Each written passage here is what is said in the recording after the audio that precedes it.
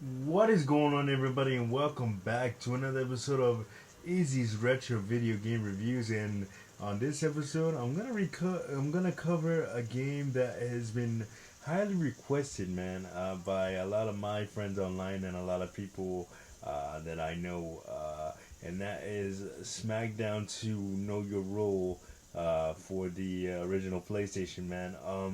So I know I just covered the original Smackdown uh, two episodes ago. So if you haven't checked that out, I'll link it at the end of this video so you guys can check that one out. Man, SmackDown 2 came out in November of 2000. So what do you call it? Of course, wow.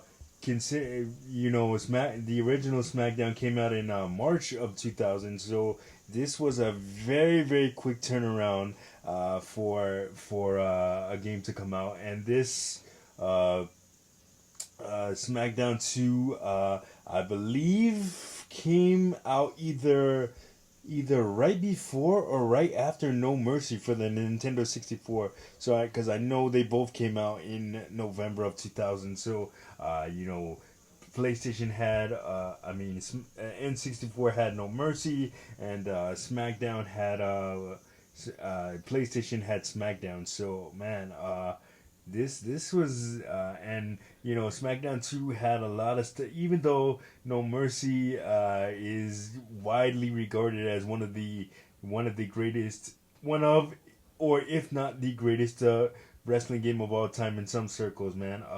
SmackDown 2 had a lot of things that No Mercy didn't.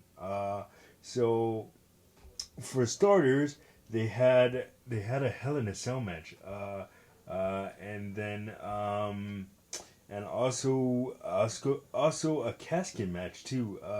So that was the debut of a casket match in a video game.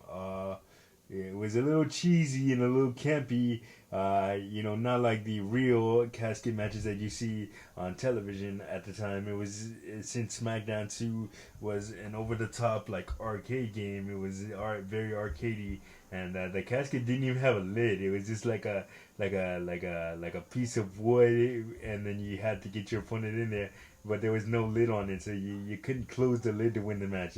But still, nevertheless, very fun to play. Uh, Also, I believe this was the I believe depending on when No Mercy came out, I don't even remember. Like I said, I think it either came out right before or right after. This was the debut of several new superstars in the SmackDown franchise. Chris Jericho debuted. He debuted in the company of August of '99, so he wasn't in the first SmackDown. And the Dudley Boys too. They debuted in September of '99. '99. So what they weren't in the first SmackDown either. So Chris Jericho and the Dudley Boys made their SmackDown debuts. Same thing with Kurt Angle. He he debuted in November of '99, so uh, wasn't in the first SmackDown, but he was in this. And same thing, and Taz also. Just going off memory here, Taz came in January of wait a minute. Taz came in January of 2000. So how?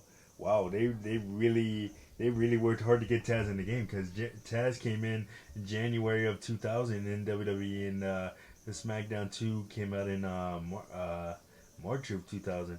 So that is crazy. Uh, oh no, I'm sorry. No, yeah, SmackDown. Yeah, SmackDown came out in March of 2000, and this is November of 2000. So yeah, oh man, crazy. But yeah, no, of course you had, and I made a mistake. I realized it after recording my last video on SmackDown. It wasn't so the Big Show wasn't in the first SmackDown because he hadn't came into the company yet. So oh no, wait a minute. Wait a minute. I'm trying to think. Okay, so Big Show debuted in February of '99. Uh, St. Valentine's Day Massacre, and so the first SmackDown came out in yeah, no. Okay, so obviously, okay, so the Big Show, Paul White debuted in the company of February '99. In February '99, I guess he didn't make it in time. Obviously, he didn't make it in time to get scanned into the game, and then he wasn't in SmackDown 2 because he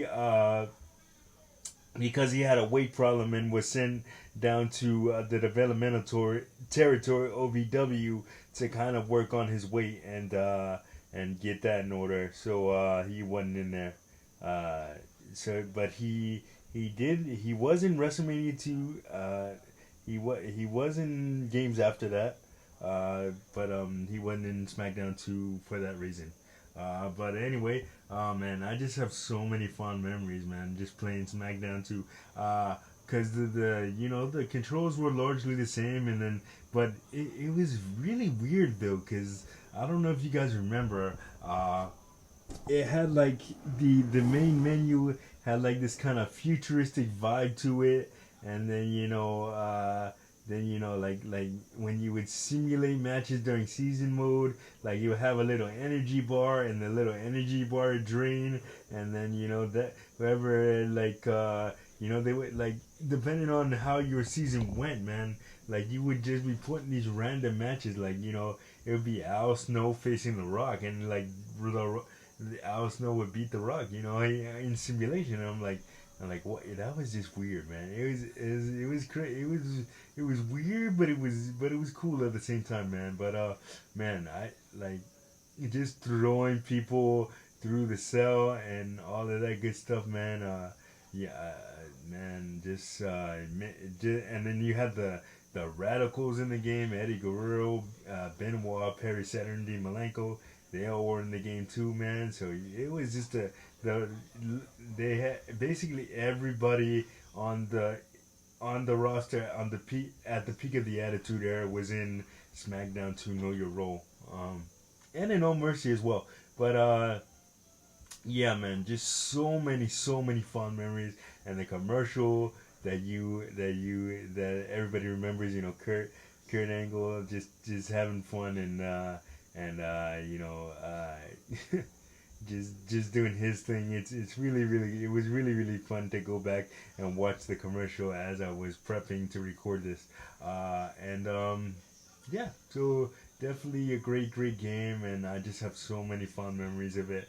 I think I have my copy somewhere still, and I think I'm gonna go boot it up after this and see if I can still play, man.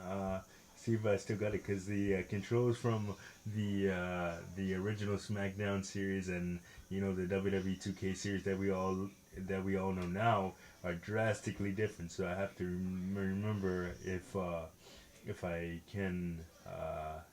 still remember how to play. But yeah, while I go figure that out, you guys enjoy this episode, and that is gonna do it. But like, subscribe, share, and don't forget to hit that notification button so you don't miss a video. And I will see you guys on the next one. Peace.